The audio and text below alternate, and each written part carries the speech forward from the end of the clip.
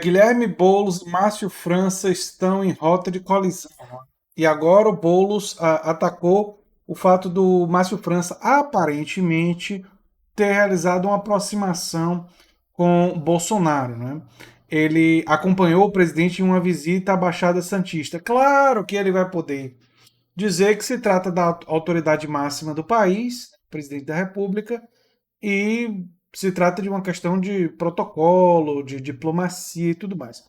O problema é que Bolsonaro não é qualquer presidente. Bolsonaro é o presidente que ignorou o coronavírus, que está metido com uma família cheia de gente vinculada à coisa da rachadinha, é, fez declarações desastrosas em praticamente todos os temas, indicou ministros desastrosos. Então, é um político da extrema-direita, então essa aproximação, é claro, que é bem questionável. E o Márcio França já tinha atacado o Boulos, dizendo que o Boulos seria facilmente derrotado no segundo turno. Tem uma pesquisa aqui da Badra que mostra França e Covas empatados no segundo turno e os outros candidatos teriam realmente uma performance no segundo turno muito ruim, né? Tanto o Gilmar Tato, do PT, quanto o Guilherme Boulos teriam uma performance muito ruim no segundo turno. Só que o problema é que essa é uma pesquisa que é provável que isso seja verdade? É. Mas é só uma pesquisa, eu não vi muitas outras pesquisas corroborando esses achados dessa pesquisa, né? Que saiu aqui no cafezinho, né? A pesquisa da cadê? Badra Comunicação, né? E que traz justamente que o Covas teria 32% das intenções de voto, o Márcio França 15% no primeiro turno, e o único no segundo turno que alcança Covas é o Márcio França. Né? Os cenários de segundo turno estão aqui. Ó. Ele aparece não apenas como candidato de oposição, França, com mais chances de chegar ao segundo turno, mas aquele que apresenta melhores condições de vencer. Ele fica ali 37 a 41. Já Gilmar e Boulos ficam quase 30 pontos abaixo de Covas em cenário de segundo turno. O problema é que foi uma pesquisa feita com 2.400 entrevistas, né? Não é um número assim tão bom para a gente avaliar isso, né? Mas enfim. E o ataque do Guilherme Boulos ao Márcio França foi o seguinte, né? Ele passeou ao lado do presidente Jair Bolsonaro durante uma visita em obra na Baixada Santista, né? E o Boulos lembrou: para quem queria acreditar que Márcio França é progressista, e vai a esse encontro amigável de hoje com o genocida, se referindo ao Bolsonaro. Depois do Bolsonaro, teremos o Bolso França, disse Boulos nas suas redes sociais. E França, que já tentou conquistar eleitores bolsonaristas no segundo turno das eleições de 2018, dessa vez visitou obra em São Vicente ao lado do ex-capitão. A deputada federal Rosana Vale, do PSB, intermediou o encontro, que também contou com a presença do prefeito de São Vicente, Pedro Gouveia, do MDB. Enfim, aqui é a imagem. E se vocês acham que esse foi o único momento que o Boulos atacou França por causa disso, tem outros ataques que têm um certo grau de eficiência, porque assim, para a esquerda, realmente, qualquer associação com o Bolsonaro nesse momento é completamente inviável. A esquerda quer derrubar o governo Bolsonaro, com absolutamente compreensível.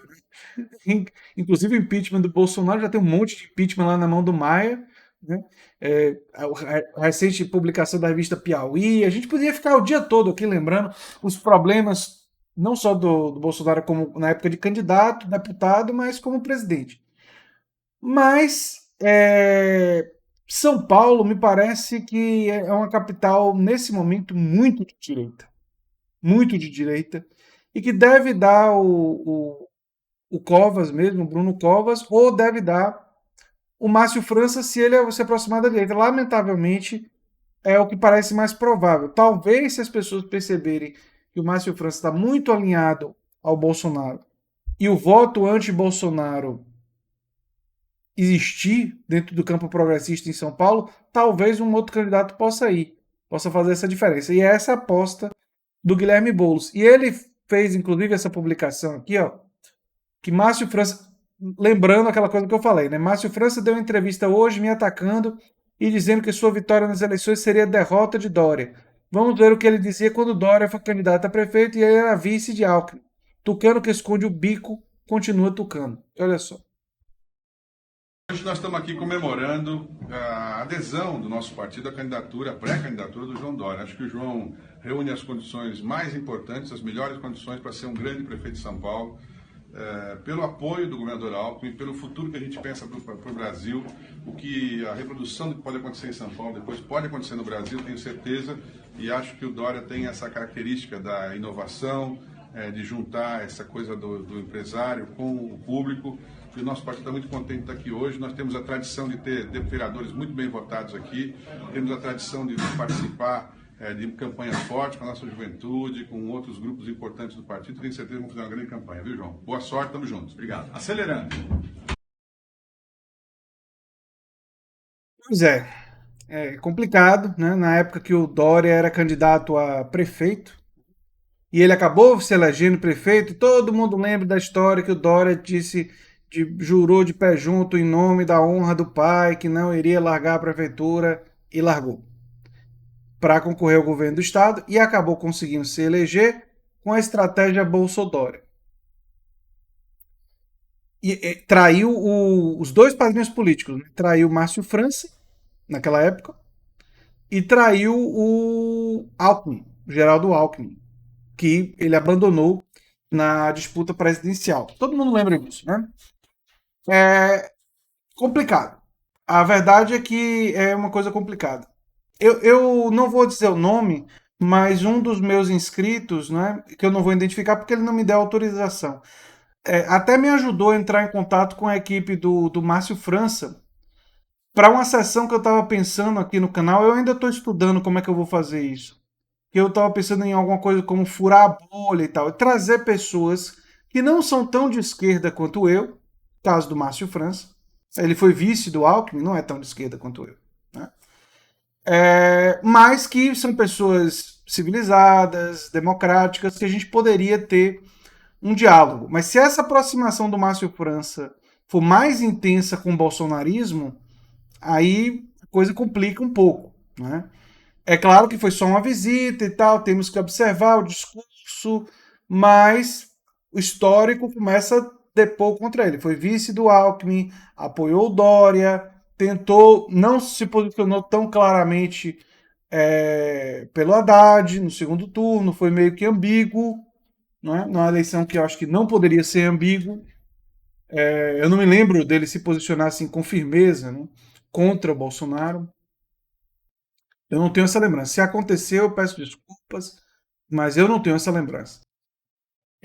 Então é um cenário meio que complicado, né?